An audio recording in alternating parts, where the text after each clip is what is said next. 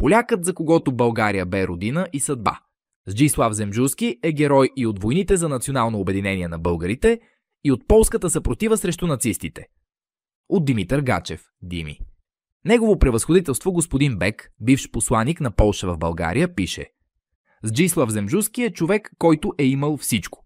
Богатство, деца, семейство, уважаван от всички и е жертвал всичко това за своята родина, с чиста съвест можем да наречем истински герой. Край на цитата. В историята ни има не един пример за светли личности от чужд произход, поставили живота си в услуга на България. Това важи с пълна сила и за един поляк, за когото страната ни е родина и в съвсем буквалния смисъл на думата. Зджислав Земджуски е роден в София през 1891 година. Той е представител на третото поколение от полската фамилия, което живее в България. Зджислав завършва икономическо образование в Париж и след това изучава външна търговия в Лондон, владее 8 езика. След завръщането си в България работи като чиновник в Българската генерална банка, а през 1914 година става секретар-кореспондент за връзки с чужбина в Българската народна банка. Участва в Балканската, Междусъюзническата и Първата световна война като български войник, достигайки до чин подофицер, и за проявена доблест е награден с войнишкия знак на ордена за храброст. Когато на 2 януари 1919 година с заповед от полското правителство за откриване на полска легация в София, професор доктор Тадеуш Грабовски връчва акредитивните си писма на тогавашния министър-председател на царство България и министър на външните дела и изповеданията Теодор Теодоров, Зджислав Земджуски е назначен за първи консулски секретар на полската легация. За своите заслуги на тази длъжност, по-късно той е награден от Негово Величество, цар Борис III, с орден Свети Александър. През 1921 година Земджуски напуска заемания пост и заминава за Полша.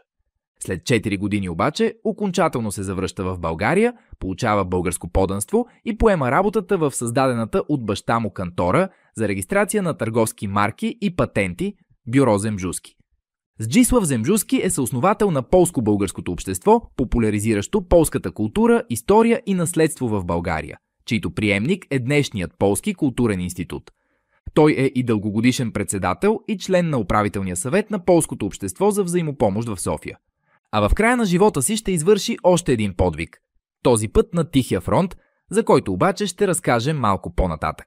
Преди това нека разберем повече за корените на Зджислав. Родът Земджуски – една фамилия с вековна история. Първите сведения за рода датират от 1660 година. Когато Стефан Земджуски получава длъжността подчаши, кралски виночерпец, почетно звание на особено приближени до краля особи. Земджуски са един от 30-те рода и знатни фамилии от шляхтата, полското дворянство, които имат право да използват благородническия герб долива. До днешни дни е запазено копие от документ, издаден на 11 декември 1854 година във Варшава от хералдиката на кралство Полша, който гласи: по решение на хералдиката се издава настоящото удостоверение, от което е видно, че Винцентия Полониуш, син на Ян Кръстител Унифори Земджуски. С герб долива е благородник на кралство Полша с потомствено право за двата пола, живущи в страната или пребиваващи с знанието на правителството в Русия или чужбина, както и това, че същият е удостоверил притежанието на този статус от страна на предците 1964 година. Вследствие на това Винцентия Полониуш Земджуски може да бъде записан в книгите на потомствените благородници от преди издаването на гореспоменатия документ. 3 поколения поляци в България. Дядото на Зджислав Земджуски.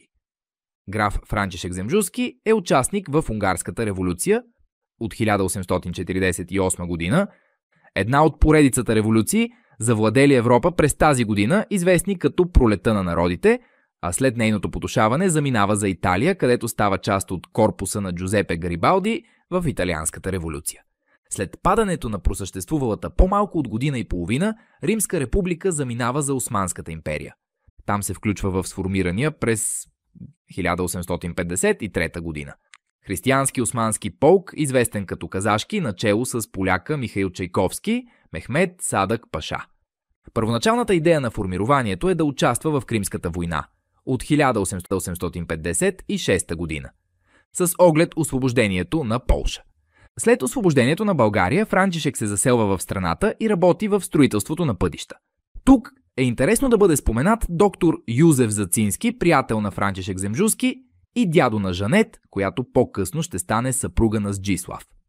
Завършил медицина във Вроцлав, Зачински участва във въстанието за възраждане на Велика Полша от 1848 година, присъединява се към армията на Гарибалди, след което е изпратен като лекар в полка на Садък Паша. В България се заселва първо в Казанлък и по-късно в Свиленград, където отваря първите аптеки и практикува като лекар.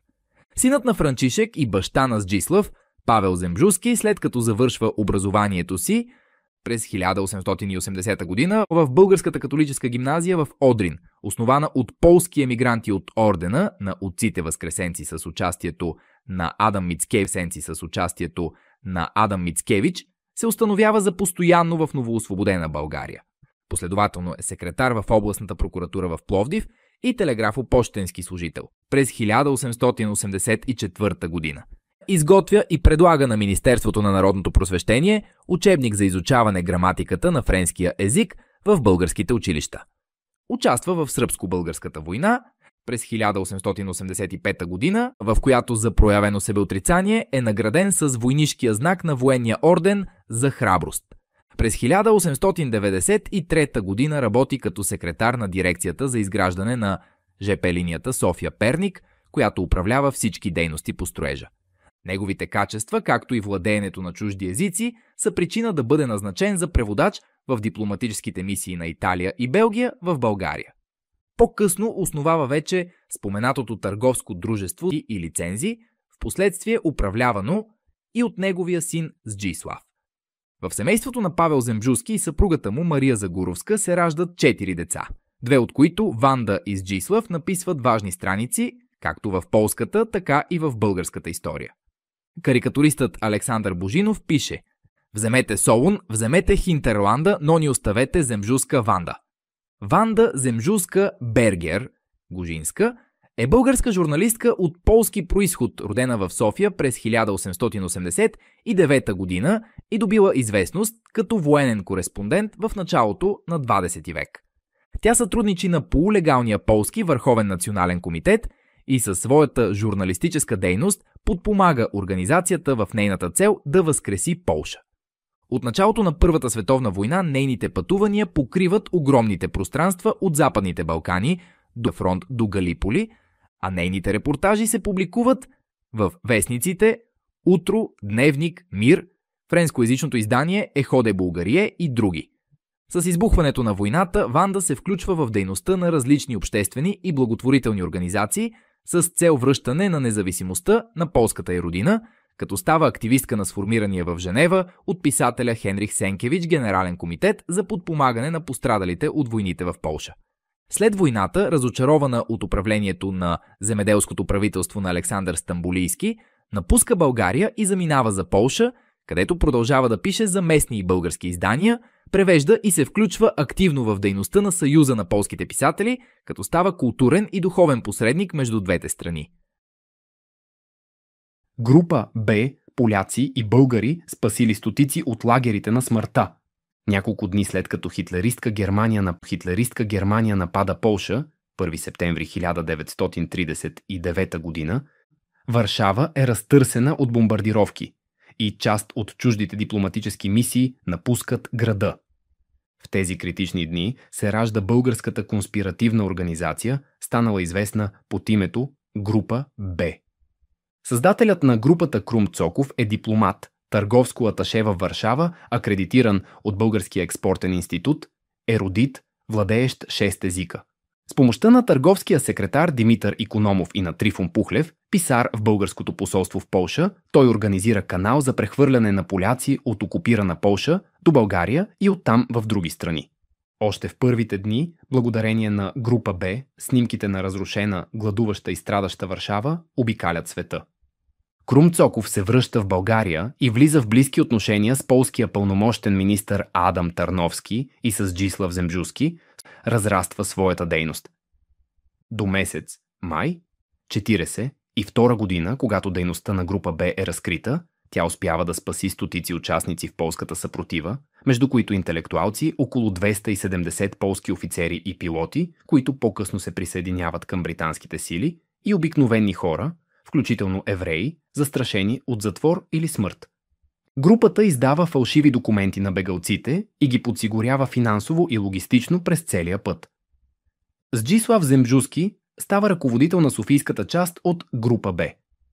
Той и семейството му са известни сред живеещите в България поляци със своя патриотизъм и антинацистки убеждения. Позицията на Земджуски, касиер на взаимоспомагателната каса на полската общност в България, също е от полза на делото. Дейността в София е организирана по всички правила на строгата конспирация. Пунктовете за прехвърляне на хора са два – домът на Карабашева на улица Гурков в София и вилата на самия Зджислав Земджуски в Княжево, а като резерв е оставена квартирата на Стефания Земджуска на улица Шипка. В дейността на софийската част от група Б участват и братовчедите на Зджислав, Владислав и Бронислав Земджуски, както и други жители на столицата. Конспиративната дейност в София обаче е разкрита от Гестапо на 15 май 1942 година. Арестувани са 17 души. Рано сутринта агентите на Гестапо нахлуват в дома на Зджислав Земджуски и той е отведен, без да му бъде дадена възможност да вземе връх на дреха, като мъжете в черни кожени облекла обясняват, че го взимат само за справка. Повече, никой от познатите му не го вижда. Предаден от своя сънародник Злотковски, Зджислав е арестуван и изпратен в Белградския затвор, а после в Пражкия затвор Панкрац. Когато съпругата му Жанет успява да стигне до Борис III с молба за помощ, царят отговаря, че нищо не може да стори, че Земджуски остава заложник, за да може да бъдат спасени българските евреи. Години по-късно, по линия на Червения кръст, семейството на Зджислав разбира, че е загинал в концентрационния лагер Освиенцим, Аушвиц. Владислав и Бронислав Земджуски също са заловени, депортирани от България и изпратени в същия лагер, където намират смъртта си. Въпреки разкритията и арестите, роднините на Земджуски и българските дипломати продължават дейността по спасяването на поляците. До 1944 година. Почти година преди арестите в София, Гестапо арестува във Варшава Крум Цоков и го хвърля в местния затвор Павляк, където намират смъртта си хиляди поляци. В края на 1945 година той се завръща в България, където отново е арестуван от народната милиция на просъветското българско правителство, установено след преврата на 9 септември 1944 година. Цоков е изпратен първоначално в затвора, а после в лагера Белене. Арестуван от Гестапо и хвърлен във варшавския затвор Раковец е и Димитър Икономов. След като е освободен, той продължава дейността си до края на 1943 година, когато е отзован в България и изпратен в дисциплинарна рота. След края на войната се включва в политическия живот като част от политически кръг «Звено», което фокусира върху него вниманието на новата власт и той остава в обсега на интереса на Държавна сигурност до смъртта си. Макар героите на този разказ да остават до голяма степен непознати за повечето българи, споменът за тях все пак се пази и днес. През есента на 2010 година на сградата на посолството на Полша в София бе открита паметна плоча, посветена на участниците в група Б, в знак на благодарност от полския народ. А в края на 2024 година Столична община даде на пространството между булевард Евлоги и Христо Георгиеви, улица 6 септември и улица 13 март, името площад Зджислав Земджуски като достойно признание за неговата дейност и акт на историческа